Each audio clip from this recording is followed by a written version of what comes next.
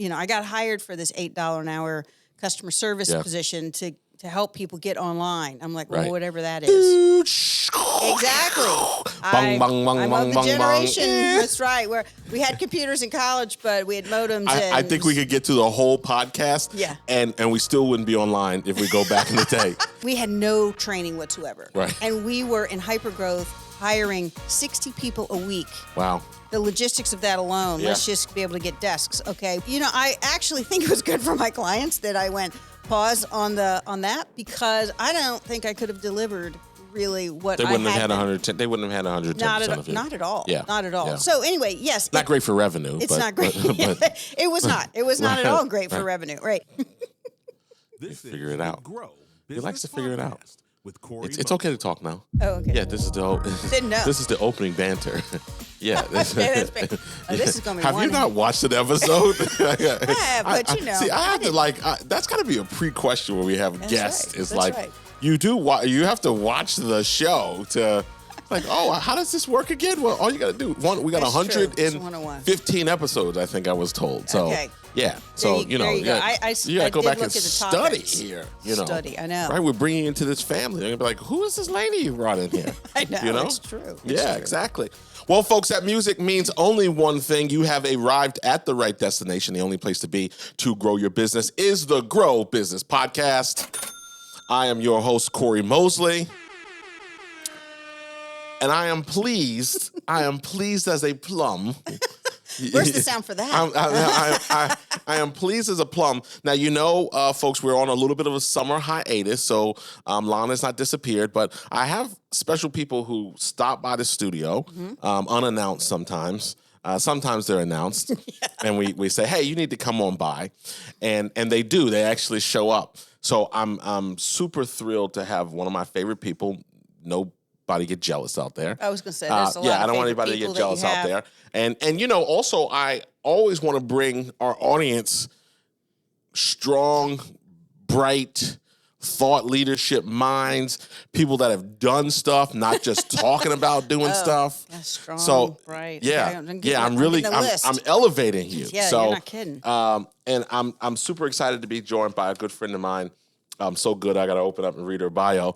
We've known each other so long. It's like, well, what do you want to say about me? Where are we at now? I've known her so well. I have to, known for her insights, candidness, and humor. No, guys, I am super excited to welcome a good friend, Mary Foley, as a guest co-host to the show. She today will be the hit it.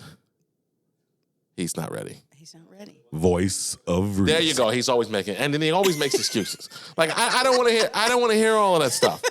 Mary Foley is here. Now, Mary, you ditched your engineering degree. I did. And it's funny. I was just having a conversation with somebody that was telling me they were lamenting about how much it costs for their kid to go to school, and he told me it was $75,000 a year. Ridiculous. For I think it's TCU. Okay. And we made the joke at the end. The obvious, you're talking and you know how this story ends. The obvious joke was, of course, he's going to spend this money every year. She's going to get a degree and then not do anything completely in her field. That's how it always. Right. You don't have to spend $75,000 a year to do that. My dad like spent a lot less, but yes, you can come to that. Yeah, it's the classic. It's like the classic thing. Right. My nephew, we helped him get through college, and he has a degree in IT, and he works in the paint department. I mean, he works for Sherwin-Williams. Now he's in the management pro. He's manager or whatever, but not the direct correlation to what you think, like that he's going to be walking around with Cat 5 cords and diagnosing stuff, right? So it's hard because you don't know what you don't know when you're 18, 19 years old going to college. And a lot of people tell you what you're going to be, right? Right. I explored it, and I really thought engineering was a good fit. Yeah. My mother, who was completely not an engineer, thought it was a good fit. Turned out to be not a good fit for long term. Like, I could do it. Right, sure. But my heart didn't sing. There was no passion, no love there. No passion, right, exactly. So you ditched that degree and got yourself an $8 an hour job at a company called AOL. At AOL, right. America Online. So let's just say, when I say ditch, I did complete it, okay? That was a prerequisite from the parental units, okay? So I did complete it. But I needed to get a job, just Right. any job to pay the bills. I needed to get started. Yeah. And I decided to move from my small hometown I grew up in, and then another one, small one, where I went to school, and get to what I called the big city, which Yeah. was the Metro DC area. And I found this. I looked at a number of positions, Right. but I got hired for this $8 an hour customer service Yeah. position to help people get online. I'm like, well, Right. whatever that is. Exactly. Bang, bang, bang, I'm bang, of the bang, generation. bang. That's right. Where we had computers in college, but we had modems. I think we could get to the whole podcast, Yeah. and we still wouldn't be online if we go back in the day. It'd still be getting ready And the to. sound effects that you made. Yeah. There are people listening that have no clue what those Yeah. meant. I mean, as much as I'd like to say I've got all the Gen Zs on, Yeah. there are, many of our listeners are seasoned in their business because we really target folks who are active in their business and looking to grow Yeah. it, not necessarily looking to start it. Right. So yes, there's going to be some people who are going to go AOL what, Right. but fortunately and unfortunately, like I love my audience. Oh, he found it.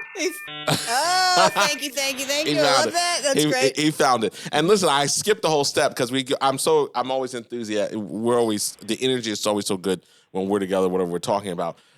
Yes, he's figuring it out. I'm talking none other than, is he ready for himself? Willie H is here too. He's not ready. Hit the buttons, I always William. throw him off. I get it. All right, yeah, Willie H is here as usual. We didn't let him off for the summer though. So only LG. Shout out to LG. Mary is keeping your seat warm for you. Mm-hmm. So, Lord That's have right. mercy. That's a good one. yeah, you're going to know this is going to be a lot of these all There'll be day. a You lot. never know when they're Okay. coming. See, even when Elon is not here, he's here, right? I know. So, as someone who's not listened to the show, It's been a while. I have not recent episodes. not recent episodes. These are the wrong things to say. I know, You're it supposed to is. say, I'm a You wanna- fan. I'm so smitten to be here. You always do great stuff. That's not it. Seeing you in person is just. Truth be told, and you know this, business growth has not been my focus of the last Right. couple of years. Right. But that's just therefore, we all have to make Well, choices how to life spend be time and lifing. energy. Right. I mean, trust me, I was full on focused on what I needed to be focused on. Yeah. But anyway, so I know that you always have quality guests, which try to bring though is some really meaningful stuff, helpful stuff for Yeah, and I the want person to looking have to a good grow time. their That's business right. and continue to grow their business and go for the long game. That's right. Okay, good. She cleaned that up nice. So, Yeah, thank you. we base our show around my 5 pillars of growth, which are mindset, sales, marketing, operations, and people. Okay, you find more of that, of course, in my lovely book, Position for Growth, still doing well on Amazon. Yay. Yeah, I like when those little checks come in and I'm able to buy coffee. But after Amazon takes its taste of it, you're left with a latte. but we appreciate, the lives that we're changing with the book and the business owners and the businesses. So, so our theme here, and this is also for our first-time listeners and for our guest co-host and my guest co-host here today, is, the goal here is always to identify, isolate, and attack. That's our strategy, right? Mm-hmm. Identify which pillar you need help in, isolate the issue within that pillar, and then attack the issue, right? Like So we love that theme, and I thought very interesting when we talked offline, folks, if you're wondering what today's topic is, if you didn't click the thumbnail on YouTube, but or read the title when you hit play on iTunes, we'll tell you 8 minutes in. So today, I thought it was going to be great for us to talk about the spiritual aspects and why and how entrepreneurship is a spiritual journey. Okay. Which kind of falls under the mindset. 100%. Yeah. Yeah, that's why it's perfect. Just put it in context. Yeah, that's why it's perfect. So again, I've said this before, just about anything I've ever done purely for money has not worked the way that I wanted it to work out. I mean, if that was your number one motive, top motive only, that was right. it. Like, I want to get rich. And then now you go looking for things that you think will do that. But if you miss the whole...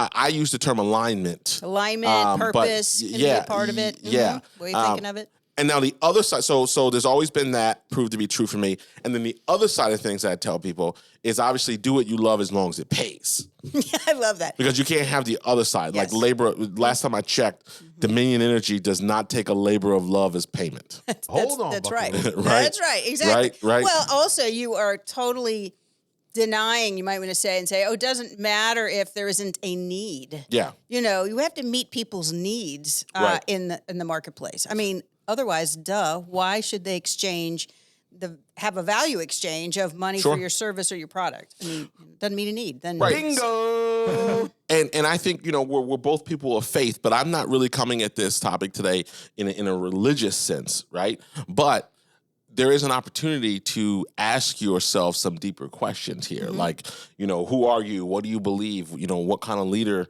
you know, do I want to be or become? And, you know, again, I always say teams come in different shapes and sizes.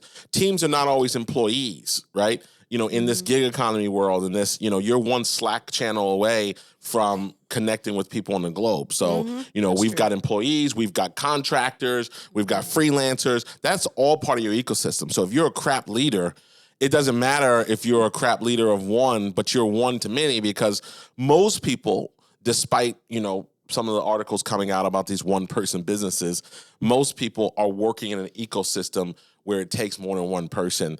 You know, like, listen, I know guys that shoot their own podcast. They've got their buttons here and they do it here. Yep. You know, I wanted to go a little bigger than that, so it costs a little more to play that game. Right. But I couldn't run. I wouldn't want to. Right. Like, you know, Willie H, bring the board over here. Let me just play maestro. I don't want to do all that. Work with me, brother. Work with me. Yeah, I want to get up here and wax poetic for 45 minutes, and then when this is over, I'm going to get up, take my stuff, and then go back to do some other things, and then magically this all works. So I think that's the approach, right, that we want to look at, because you learn so many things about yourself. Right. Well, you process. do interacting with, you know, the whole idea of being a solopreneur also, by the way, is you might be the only employee of that business, but you're not doing that business solo. That's you right. can't. That's even right. if you're using contractors or you're using buying services and apps and all that stuff, you're using other Correct. things to get the business done or the service done or whatever. So That's I think right. that's a little bit of a misnomer, Yes. right, to get go. So Like self-made is. Yeah. I always find self-made to be a little silly too. It is Right. because it says I do absolutely everything. And I did for it all this to by happen. myself. All by yourself. Which Right. that never doesn't happen Very in a rare. vacuum. Very rare. Very, very rare. Yeah. But the whole idea of I'm going to create a team of people that I am going to rely on and go to on a consistent basis to kind of get it all done in the way I Right. want, for, you know, to provide that value to the marketplace, to offer the service, fulfill on the service, et cetera, so forth, or the product that you're creating. Absolutely. And that interaction with people Yeah. is one of those aspects where I say there's a lot more spiritual going on than necessarily even like what at one time the trend was EQ or social skills, Yeah, or sure. or even good leadership skills. Those things do count. I'm not discounting. You those know, at I'm all. laughing right now, and I got to tell you why I'm laughing. Okay, good. Because Get ready. There's probably some sound effect coming up. I'm laughing right now in the middle of your conversation because we left it off at you went to work for AOL for $8. I know. That was it. And that's all. We have no idea And that's all you've what done. she's done Folks, or built, but we're just. I brought you a great expert here whose claim to fame is torching her engineering degree. That's right. And working in customer service for and AOL. only making Okay. $8 an hour. Yeah, so maybe give me a little credit. Yeah, I want to give you a little more, right? Okay. Because that became a 10-year corporate career with AOL, number one. And you were employee what number? When I joined the AOL, I was about 120. Okay. When I Which left, is still still a it was tight group small, when you yeah. think about what it got up to. 12,000 plus. Right. So Yeah. you were in the top 10, like you were in that early. And so Yeah. over 10 years, I was in customer service for actually about 7 years, Mm. but I worked all the way up to the top that I was running the call center.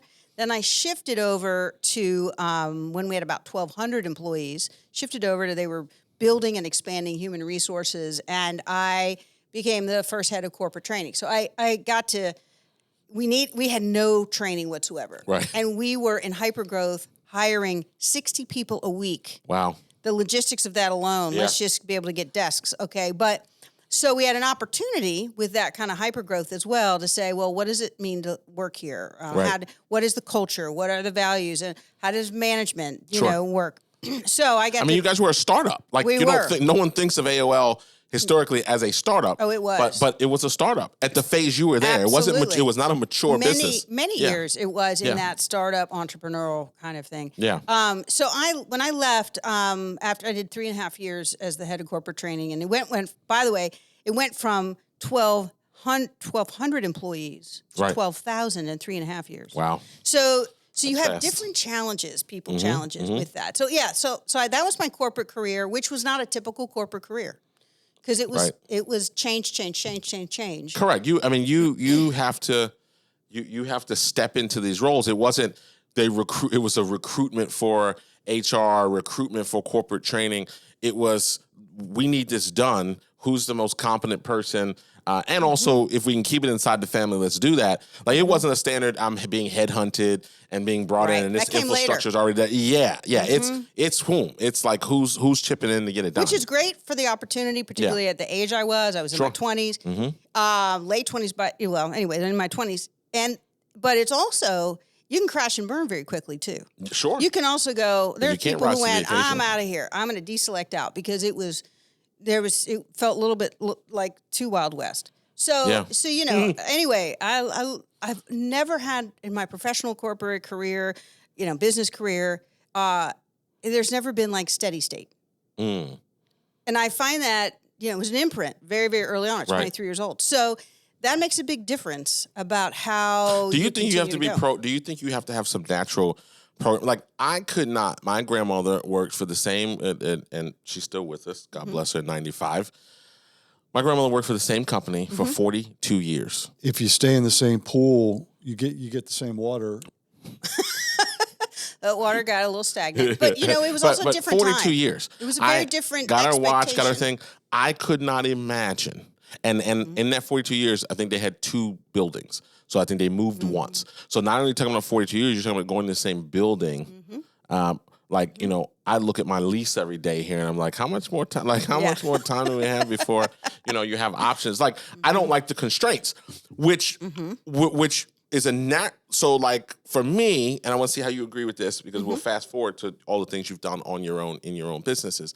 But I feel like for me, that is a constraint. And what makes me good, or what makes my clients talk about how good I am, is because I was already pre-programmed to go into a situation, assess the situation, work on. Now, I added skill to the ability to do that, right? To read the room, to diagnose the situation. But the natural idea, I don't have the romance of, oh man, the engagement's over. What am I gonna? I'm sad now. Like, it's where's the next challenge, which is an extremely folks. Let me be clear. What are we on? I'm on 2. Let me be very clear. That makes for a chaotic life. Yeah. When that's what makes you alive. When that makes you alive, but sometimes you can't fight that feeling though, or you can't escape. Yeah. I think there's personalities that are more inclined to get bored earlier or more easily, but also master something quickly and then go and have a mind curiosity. All right, want to have another challenge too. Right. So I think there's that in part of personality. I think this is not necessarily those who are listening right now, because if you are looking to grow your business and you're actively doing it, and you're listening to this podcast and you're reading this other book and you're doing proactive things. Right. All right. Then I'll say this, and then you can say nod your head when we can't see you. But I think the vast majority of people, business people, both in corporate or working for others, and even then those working for themselves, if you really ask them, do you want predictability in your job and in your paycheck? They would go, oh yeah. Because most of us, and we do all have this in us to different extent, we want security. Right. And we may not say it that way, but that's what it is. But I'll say it from the female point of view, it's a number one thing. Women want security in life. Sure. It's not like they're going to always get it by any stretch, but I'm just saying it's a different need. So potentially also for your grandmother in a different generation, she had a good job with a good company for a long time, and that was steady security, and it was very respectable, right? Right. fast forward. And I respect that because that's how I got my $20 a week in the mail. That predictability is what created that. And it allowed me, like I said, this whole self-made thing, it allowed me, there were some things they did for me financially when I was young, when I wanted to go out on my own, that I couldn't, that gave me the room to do things. Right. I get it. So like, I can't, yes, that was perfect. I mean, that was, because if they were as volatile as I was, why wouldn't you know what I mean? So I definitely. But I also think that it's not just you or the individual. It is the environment upon which business is being done and has been done. It has sped up. It has changed. Yeah. And therefore, I do think it is a skill. It is something you have to get. You have to just, instead of pushing against lots of change and complaining, I wish it were the other way. I wish it was back in the day, whatever. Yeah. Like, that's such a waste of time, because the business world is going to change anyway. The context in which we all going to live, not just our business world, is going to change anyway. So the thing is, it's a skill to be able to assess, see where the trends are, where you want to go. You have to do much more review and personal decision making for your business and for your own life. Well, and there's a lot of people of reason. You're the voice of reason. Reason. That's right. Go for it. I think because there's a lot of people wrecking their businesses by typing in to ChatGPT, how do I grow my business? There's a lot of people wrecking their businesses that way, because the misnomer is that information is a collection of sources. Right. If the sources are bad, right? If it's misinformation, it's just going to collect the source and assign authority to that, not necessarily distinguish. And it no matter how good it gets, it can't not do that, because there is always more than one way to skin a cat. Right. So that's true. Right? So, I mean, if you think of marketing, you think about marketing today. Oh, no, you need to be on every channel for marketing or for social media. Oh, no, you need to pick one and go deep. Oh, no, you don't even have to post content. You can just do everything paid.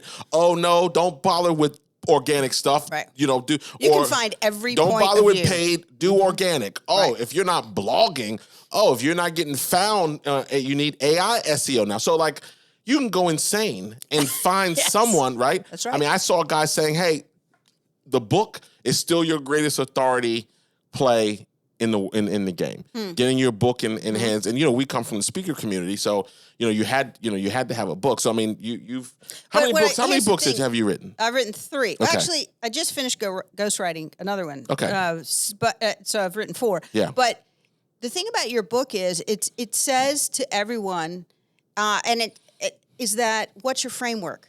Yeah. What's the mental framework and structure that you're looking at building a business, growing a business? Yes. Or whatever the topic is. If it's how to speak, if it's how to market, if it's how to whatever. I think there's a lot of value in getting it from your head and even from conversations. And you've done a lot of consulting, a lot of coaching, a lot of doing it yourself, and then codifying it and putting it in print in a more... Which is a feat in itself. It absolutely is. Like the discipline of that. Now, it's gotten easier because, half the people aren't writing their books. Right. Right? They're, saying, here's my idea, turn it into a whole book. And now it's thought leadership, another show, another topic. Right, I understand. Right? But in and itself shows some discipline about, about what you're doing. Okay. So I want to just bring you full circle, and then so we can go in further to this so people know. So decided more school, right? Went and got your master's. Right, left AOL, got my master's. Yeah, got your master's, co-owned the human resources firm. I did, during that time. Yeah, released your first book, first of 3, soon to be 4, which was Bodacious. And then, how we know, now you come into the speaking world, the professional speaking world, not... I mean, Toastmasters is great. Shout out to all my Toastmasters. But the professional, like someone's writing a check to come hear what you have to say based on your experiences there. Professional speaking, podcasting. You were the longtime host of a major banks podcast series. Coached women. Left us out. I've always to niche my focus onto women entrepreneurs. Yeah, that sounds cute, but I've always called you out for that. Exclusive. I'm like, I could use some coach. Is there something you guys are talking about that wouldn't be applicable to me? Coaching retreats where I see you have your pictures and you got all the ladies having wine and at your coaching retreats and stuff. And that's right. You don't know what really goes on. Where am I at? Doing nothing. Here over here wishing. I'm peering in the window via social via social media. So made the commitment to this. I loved you had a cool thing about your nail color and a whole theme. Yeah, that's a little sidebar. Yeah, but it was fun. A whole theme to that. But people love themes, right? We love theme restaurants. We love theme parks. We love a concept. Correct. Right? So, come in, they make your pizza in front of you, put in the oven, you have it in 5 minutes, right? Versus, waiting for Papa John's to deliver your pizza. Or, Chipotle. I mean, that was the whole thing. People love a cafeteria line. But it's the idea. Yeah, it's the idea of how they do it. Scoop this, scoop that. Like they really just took a concept that was like Piccadilly, right? That was like old school grammar school cafeteria and turn that into kind of a simplified, business, right? Scoop, scoop, scoop, scoop, scoop, check out, go. Yep. So I love that. And you've always had these great kind of these thoughtful themes for people to connect your message to what, to something fun. I appreciate that. And so when we talk about this, I want to talk a little bit about it. I want to keep the energy high here, but life happens. Right. And you had to make some decisions to become a caregiver. And kind of put your business on hold. Yeah, it eventually went on hold for hold. But for a while, it was basically it was kind of in the doing full. And then I realized if I don't lighten up my schedule, then I can't really be the caregiver to my mom that I made a commitment to do. So I kind of I phased out or phased down in steps of my coaching with women entrepreneurs. Yeah. And it was interesting is within 6 weeks after I had fulfilled all my current commitments and the full load, within 6 weeks after that, my mom fell, broke her hip. And anybody who knows this with elderly people, you break a bone, and particularly a hip, and the whole thing cascades. Changes the whole trajectory. And so I was now in this full-time mode. And with my father, by the way. So my father was her full-time caregiver, and I called myself my sidekick caregiver. So I was supporting both of them. Sure. But when that happened and there was rehab and the whole thing, and she had dementia, so that it's not just a little twist, because then you're in rehab, for example, and she doesn't really understand that she's had an operation and you can't get up in the middle of the night to go to the bathroom. Right. And they're like, here's the button to push. No, you don't get it. Right. She doesn't have the cognitive ability to push the button, to think about pushing the button and everything. So we literally, during that period of time, myself and my family members, we stayed overnight with her. Someone else was right. We were up all night and when she had to go and she wanted to get restless, and we had to kind of talk her down, so to speak. And so it was, I actually think it was good for my clients that I went pause on that, because I don't think I could have delivered really what they wouldn't have had 110. They wouldn't have had 110% of it. Not at all. Yeah. Not at all. Yeah. So anyway, yes, not great for revenue. It's not great. It was not. It was not at all great for revenue. Right. But hey, could you guys pay for a year in advance and then we put 6 months on deferred? Correct. Yeah. I know. They kind of think differently about that now, and that again, that in an honest conversation are some of the perils of the professional services, solo-esque kind of you're the brand, because there's a big movement on becoming the brand and your personal brand. Correct. And people buying you.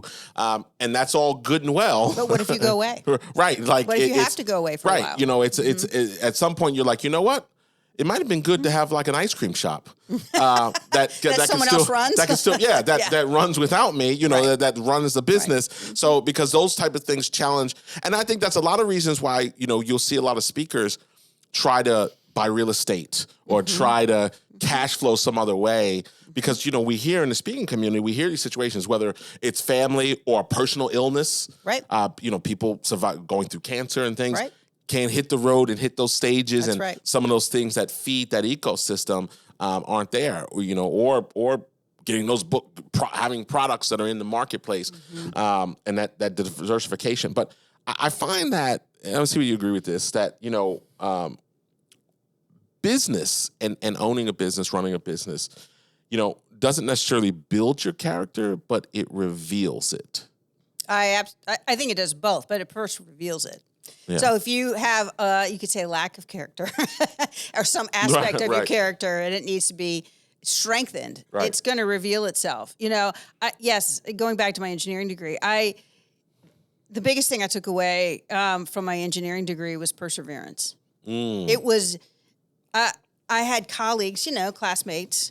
They were more geeky than I am. Right. And they kind of got the concepts more easily. They, it just came, quote, more naturally. It's the way more their brain was wired is really the way I was looking at it.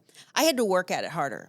And also, I had gotten far enough into it where I actually at one point considered, I'm going to go and change my major. I'm going to focus, I'm going to do business. Right. I'm going to do communications. Isn't it funny that I thought about those two things, right? Yeah, I mean, when I fast forward and I look at my life, choices I did make. But I looked at, what's it going to take? And I was like, oh, man, hardly anything's going to transfer. Right. I'm not, my credits are going to be like, they don't care when communications that you had thermodynamics, okay, as a class. It just ain't going to, So I did like the math, you put literally. Words? And Can you read? That's right. Well, I was like, it didn't feel like completely starting over. Right. But it was enough, and I was like, I will be in school for like 6 years because if I change midstream. So I made a strategic decision to finish my engineering degree.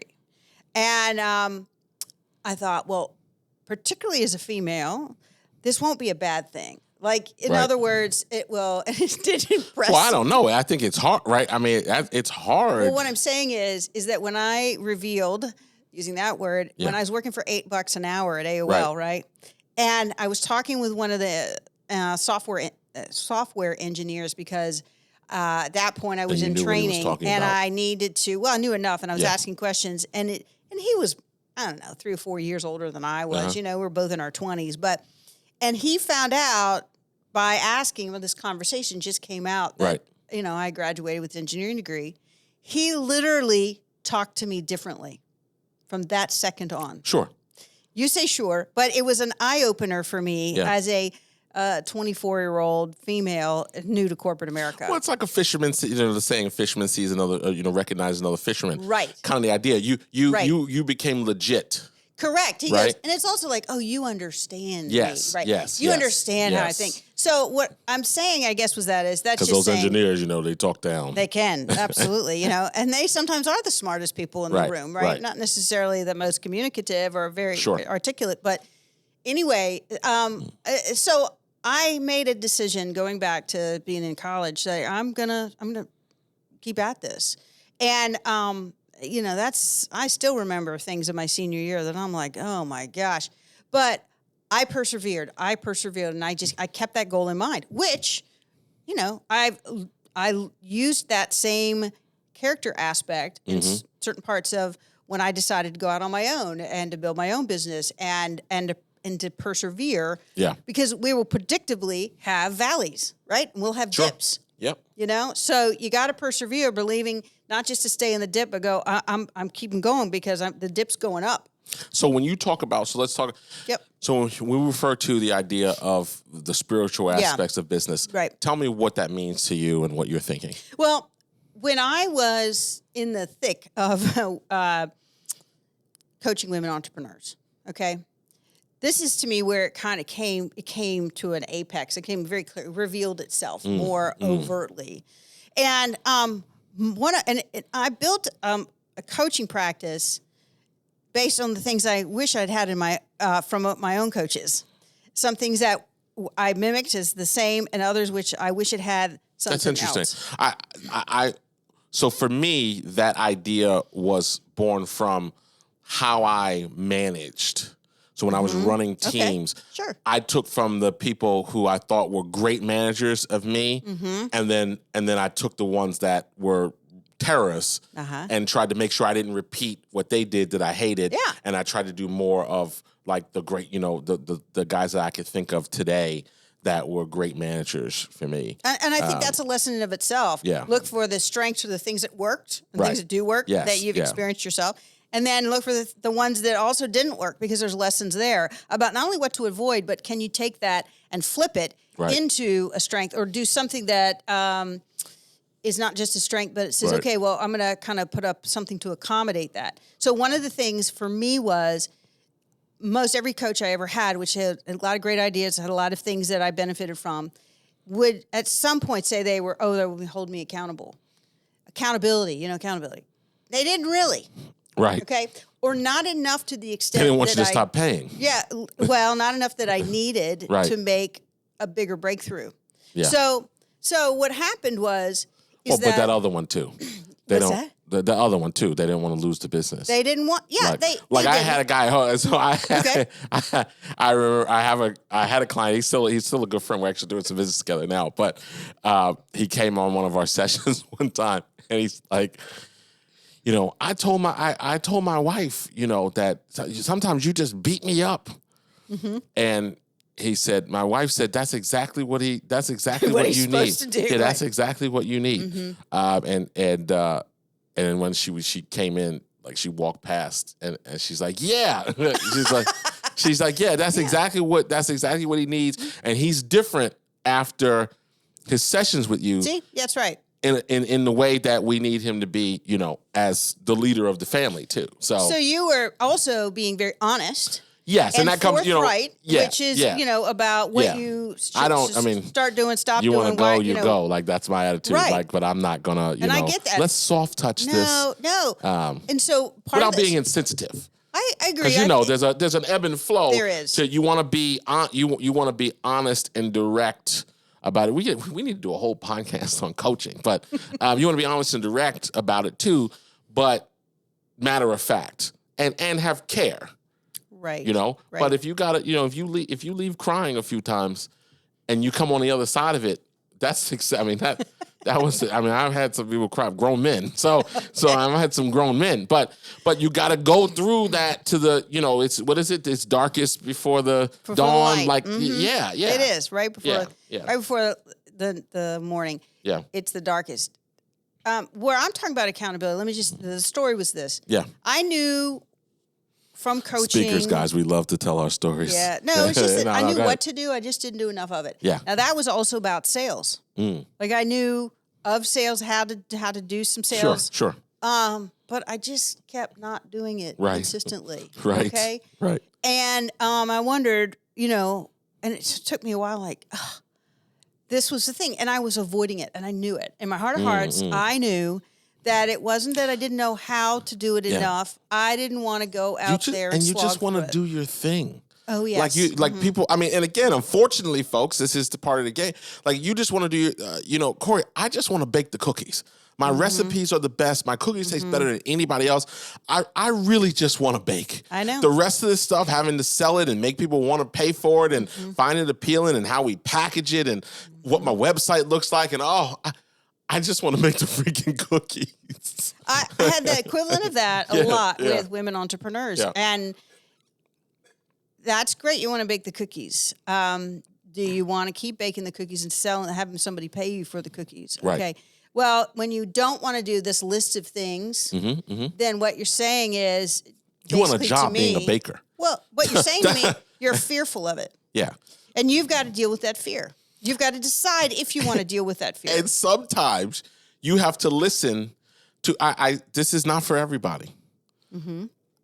Despite what the internet tells you, and despite this belief system that your only way to whatever this definition of financial freedom is to have your own business, it's just not true. No. There are many people in executive roles. There are many people who just do simple things. I told my nephew,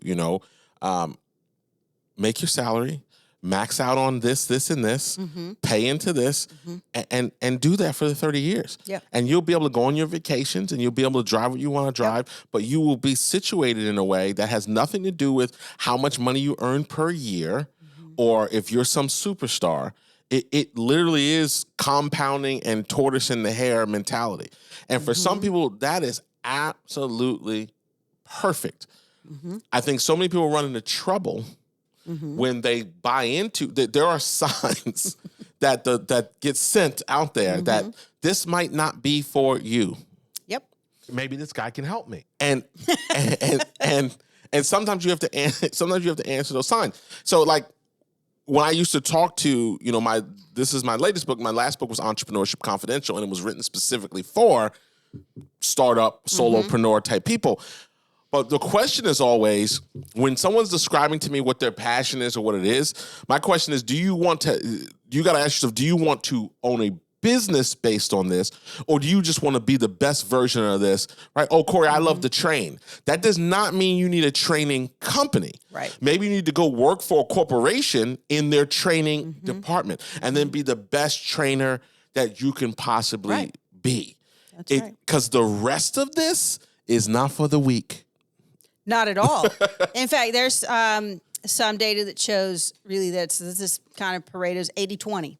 80% of the people are not designed to be able to build and run and grow a business. Right. And then of that 20 that are left, 15% will do well, but only 5% will really, really excel. So if you're really wanting to grow your business, right, and you want to use like your framework, right, and you've got a particular goal you want to meet in that, you're able to be successful enough in it. You're in the 5%, which means that 95% of the people aren't going to understand why you're doing what you're doing, right, all that stuff. So I would say, don't even try to explain. Okay, just don't even for them to kind of understand you.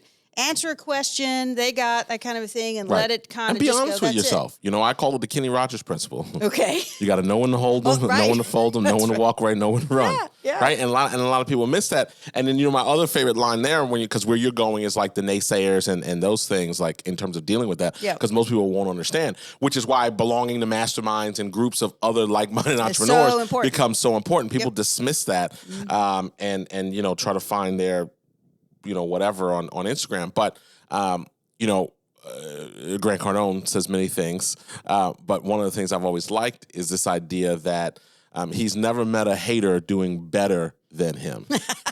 People don't hate down; they only hate up. Correct. Right. So he said, I've never met a hater in a Rolls Royce. Right. I've met plenty of her haters in Corollas. Okay. But I've never. So with that, here's the spiritual part to me that I came to. Was that I put in accountability in my coaching practice in a way that I had not seen before. Okay, so if one of the biggest things is no matter what your service or your product is that you love to do, but you don't really like to do the selling, right? You don't like to do what I dubbed revenue generating activities, things that the actual things, the phone calls or the emails or the follow-ups or the meetings or the whatever they are consistently. If you don't do them consistently, then you're not going to get clients and you're not going to build a business. It's 101, right? Right. So my accountability was, and my framework was, and this was, it was called Rev Up, society. Rev Up is Society, that you're going to rev up your business and you're going to, you need to do at least 3 revenue generating activities a day. At least 3. Yeah. And I can say that, but I'm going to hold you accountable to that. Right. In fact, the group would hold you accountable to that too, because literally we had where everybody Monday through Friday would have to post what their revenue generating activities are. Yeah, I like it. And I thought at first they were like, "Oh man, downer." And this was a non-negotiable. Like, lady, what are you paying for the program for if you're not going to do the work? Non-negotiable. If you didn't do it, consistently, you have a day. We here weren't or there. refunding your money though. Yeah, I mean, it was in the contract. Like I could. Yeah. Why? Yeah. Because I was looking no refunds for women. I wasn't looking just for the money. I was looking for women who were so committed that they would do the work they needed to do, and they would cheer each other on doing it, which is what ends up happening. What happened in this situation. But the reason with these RGAs, revenue generating activities, is spiritual is because what you get underneath of that is all the speed bumps, all the reasons, all the excuses why you don't want to do that thing, right? And you get to all these things around fear or all these things around, it's a pain in the ass, okay? And it's just, it's not, and I always called it the sexy slog. Right. It's not sexy work. Yeah. But it is the core work. And I think even if you're you've built a big team and you've built a big business and you're at the top of that, right? And you even have someone who's in charge of sales. Yeah. I still think and totally believe that the CEO is should be the number one salesperson for that company and should be doing some of these activities. They may look different than the more junior people, but it's a mindset that you have to keep. And if you don't model it, then don't expect the people. I tell everybody, when the church say amen. Yeah. Amen. Yeah. That's right. And Yeah. so why I call it spiritual is I read this book, which I highly recommend every entrepreneur read, every business builder read. Yep. Position for Growth, available now There's that at one. Amazon.com. Go ahead. This one is Do the Work Yeah. by Stephen Pressfield. Okay. And when you read it, now he's an author, okay? Yeah. He's a writer, so he's got that context. But essentially what he's doing, he's basically outlining, if you want to do anything in your business and in your life to improve yourself, be ready to expect resistance with a big R. It could come in form of a person. It could come in form of a situation that was unexpected again and again and again. But if you want to improve and go up, you're going to have, that's like the invisible hater. And it is literally a spiritual battle sometimes. Yeah. Not all, it is all the time actually, but it can get fierce. Like I don't know if you've ever had a moment like this, but I've had moments with myself where I was just like, talking to myself, like, what is holding you back? Sure. Right? Sure. What is the deal? That's right. Sure.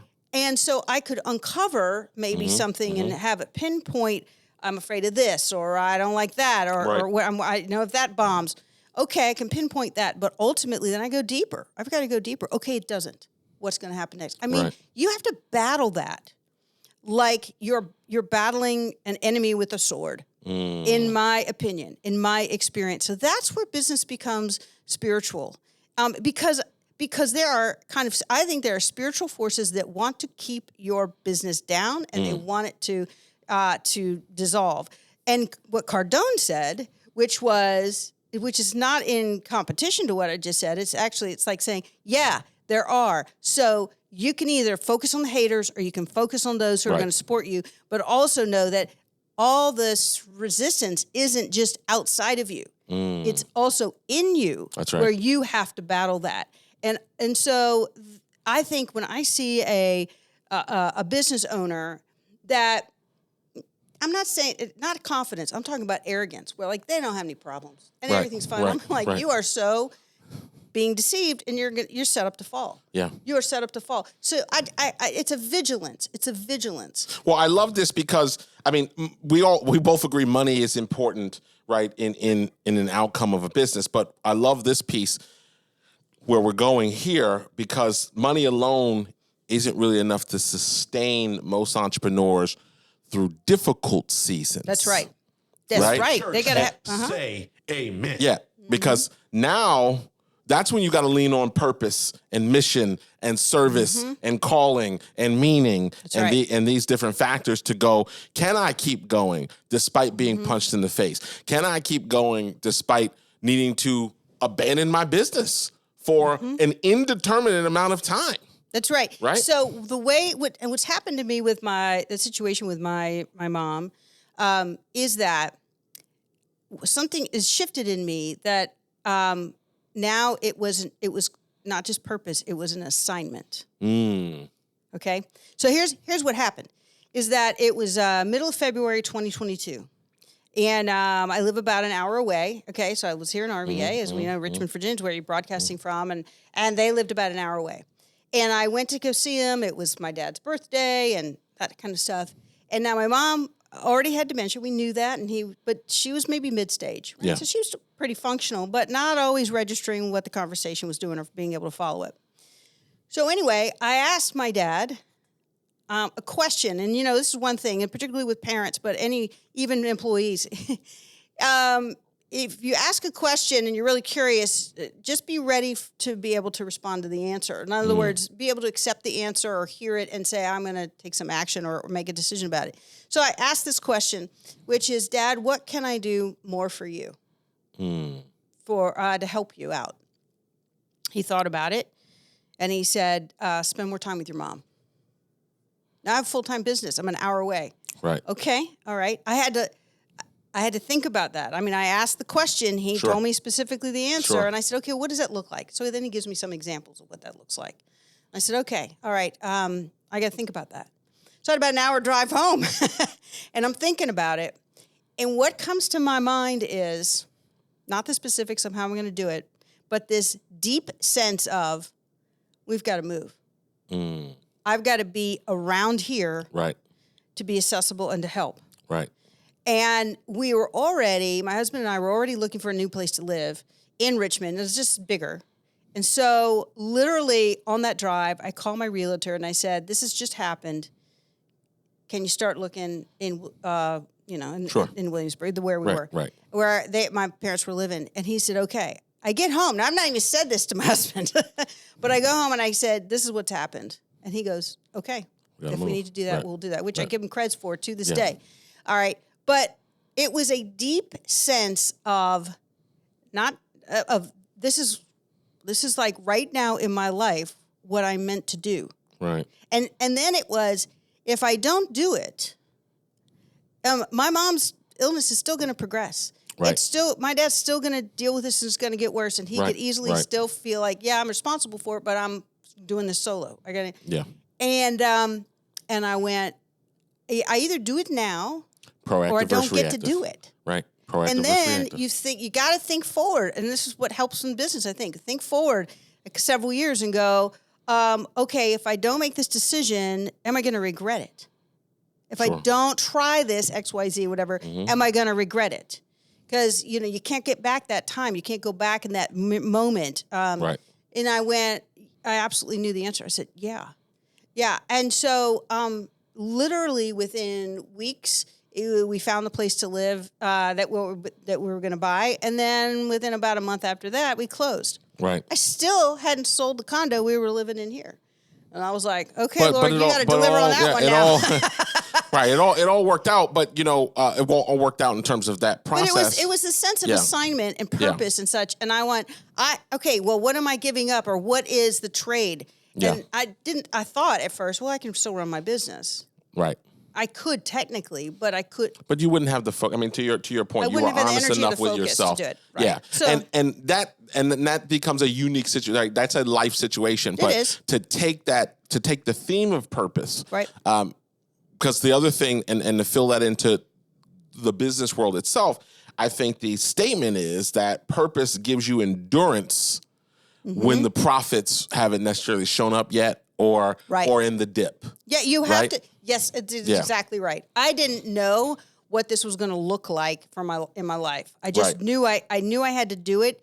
And it doesn't mean I don't have my eyes wide open and keep looking forward and answering that question. Yeah. What do I do now? What's it look like now? The interesting thing about the word assignment, and this is something that anybody listening could think to yourself, is like, well, what's my purpose? What's the meaning? I'd never thought of it as I have an assignment right now. Right. Okay, so I have a belief in God and the Lord Jesus Christ, and I'm going to be held accountable for the things I do and the things I don't do. Sure. And I was like, this is a big one. Am I going to regret not doing it because of my parents and helping them, and they've given me so much? Yes. Right. And I'm going to have somebody ask me why. And it's not going to be my father, my earthly father.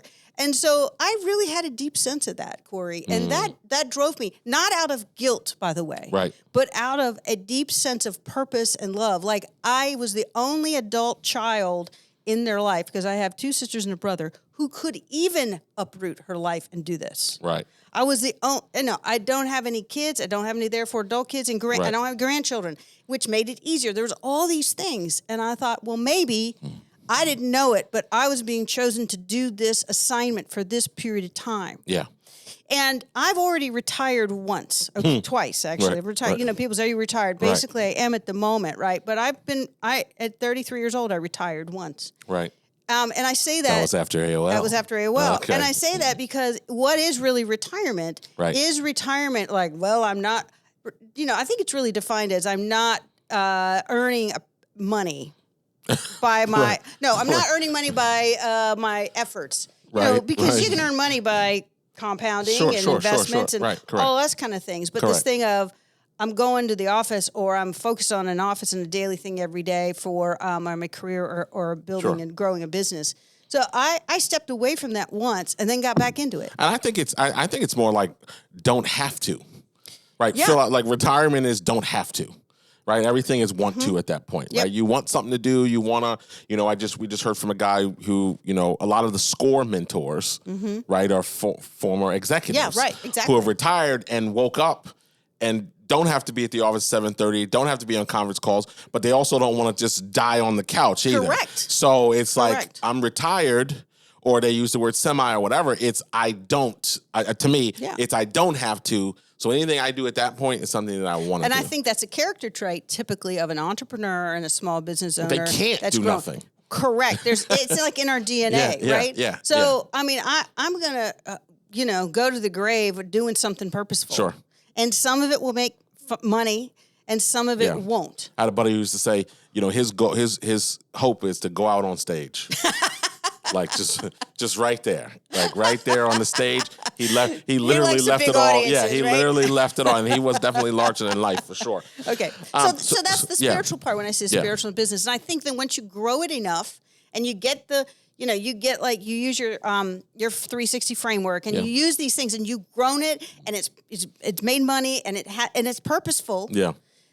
It becomes at some point, what's the next thing? Sure.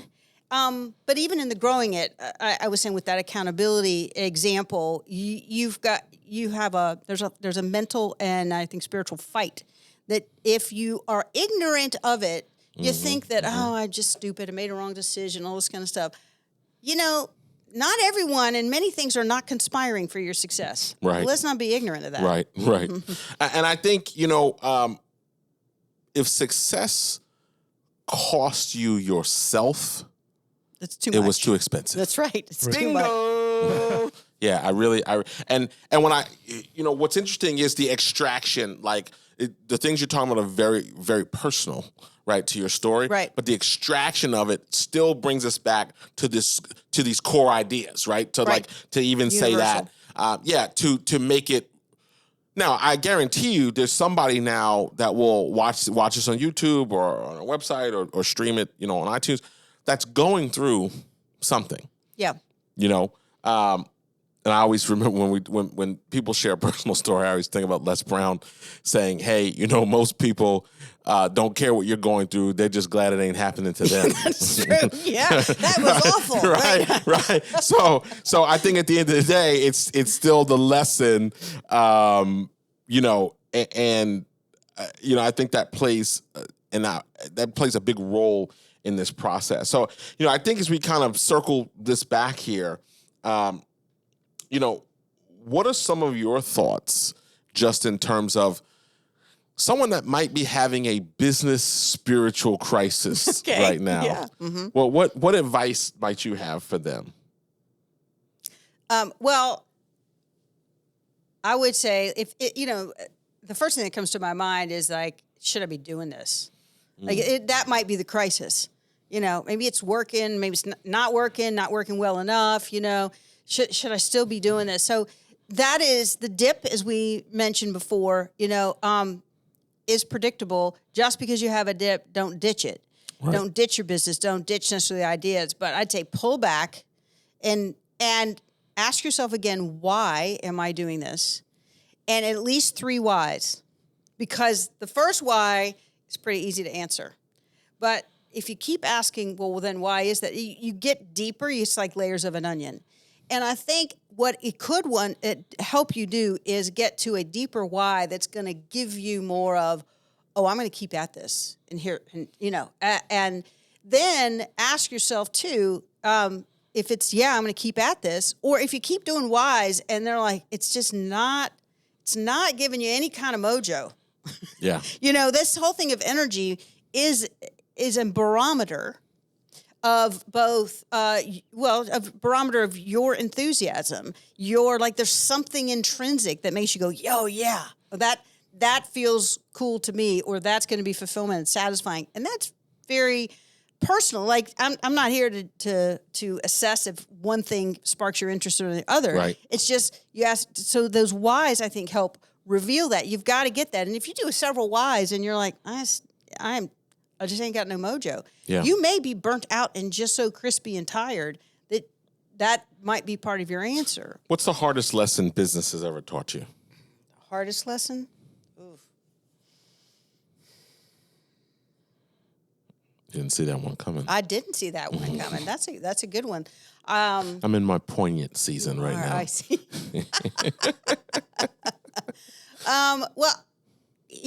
One of the hardest lessons is referring to this thing that came up through me with accountability, which was face yourself head on. And I like that. yeah, doesn't matter how good you look to others, face yourself head on. You're the one who lives with yourself. Last question. What's something you believe now that you didn't believe back in the day when you were in the halls of AOL and, on the grind, climbing the ladder? Well, one is the popped straight in my head is about selling.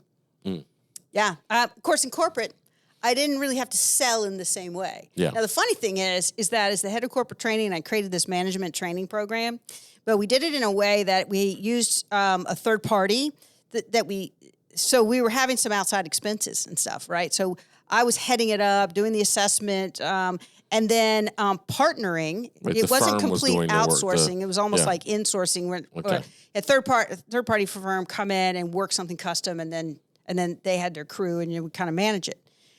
Well, so I, quote, sold that throughout the organization to managers to send their managers to this training.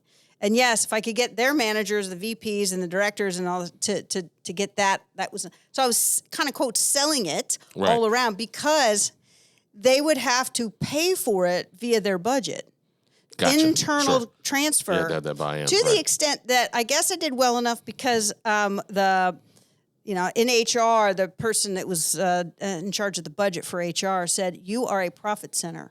I have more budget from other people's budget being transferred in because of this training. Okay, right. So I learned. I didn't realize then I was learning something about really sales. It was a wax on moment, almost like you learned karate through washing the car. Yes, right. Yeah, that's right. So when I became an entrepreneur, that wasn't enough. I still had these, the classic bad car salesman, which I still can't stand today. Hey. Bad, slimy. Okay, but okay. What happens is I have to defend my auto. I know, which is kind of funny. Yeah, but I had to go, well, what's that really about, Mary? Yeah. And what's that? And so the biggest thing I had to learn and understand was selling was literally, in some ways, just sharing information. It was about sharing it, how to help them out. And I came up with my own framework for how to sell that I could say, oh, I can so do this. It's so authentic. And I was already doing pieces of it, but I needed to put it together. And part of it, what I didn't realize was you got to come to a point where you literally then ask and you invite people to then, do you want to do this? Or do you don't want to do this? Right. Do you want to go forward? You don't want to go forward, But by the time I got there, 80% of the people said yeah, right? And the 20% who said no, and I heard I was like, I learned also, you don't want everyone to say yes because they're not the best fit. Right. But anyway, that's the Voice thing. of reason. There you we go, gave voice one of more. reason. I got a lot of reason going on here. I was yeah. like, where's the voice of We're wisdom? very reasonable here. Yeah. Anyway, that was one of the biggest things that I learned that I have been able to apply also in personal life and how you explain things and then having a call to action or an invitation. Do you want to do it this way? You want to do it this way? Right. It helps with the personal relationships sometimes too. Yes, it does. Well, we're going to leave it there. Okay. I love it. We could go full Rogan on this thing and be here for another 2 hours. But we're just going to have to have you back so we can continue that conversation. I think for those of you that maybe have been so revenue focused, maybe today's conversation also reminded you that your business is doing far more than generating revenue, that, it's also shaping your leadership, shaping your thought process, and really understanding the foundation, right? How do you approach humility? How do you approach patience? How do you approach faith? How do you approach courage? How do you approach discipline? And how do you approach gratitude? Are some areas to consider. So this was a deep one today. I want to appreciate everybody for listening and tuning in. If this is your first time, welcome. Share this with a business owner, an entrepreneur, someone who maybe they've lost their way in terms of what their business started as, what it's about today. Maybe reconnect. Maybe reconnect with your people. When's the last time you've checked in with your team? Do you know your team's children? Do you know if they're even married? Do you know what's going on in their lives? The people that are coming to work for you every day, or your freelancer team, or your guys that are connected just, via Slack and are doing work to help build your organization. Something to consider. And, as always, you're welcome back here. And this has been another edition of the Grow Business Podcast. I'm Corey Mosley. Oh, he got ahead of me already. Well, no, that's good. I'm Corey Mosley, and she's Mary Foley. Go wide, we'll go wide. Thank you for joining us. Thank you. And we'll see you back here next time. This was a special summer edition of the Grow Podcast, or the Grow Business Podcast. Sounds I good. should know the name of it. Willie H., take us out. Excellent. Thank you. See, you It was nailed fun. that there. Yeah, we're still recording though. I know we are. This is the after I banter. just know who knows what you're going to say. I gotta be careful. Yeah, because they can strip out the, Willie stuff. And We don't want to turn into Bill O'Reilly, right? We have an O'Reilly moment. Go full O'Reilly. Yeah, that's right. Bleep, bleep, bleep, bleep. That's right. No, when your mic is on. Yeah, that's right. Assume it all the way. I just looked to my left, looked to my right. I just pray Willie H. is it that he deletes some of the stuff that he picks up.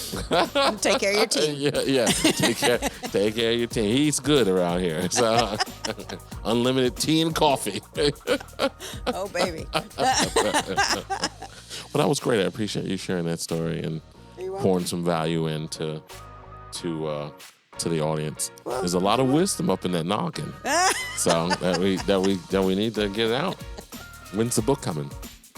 I don't know. Oh, that book. Yeah. The ghost. It was a ghostwriting experience. Oh, okay. Oh, it's somebody else's. It's somebody else's story. Oh, interesting. Okay. I met a woman in Williamsburg, and we got to know each other. And she's basically said, "Would you? I need to write this book." And I'd gotten to know her.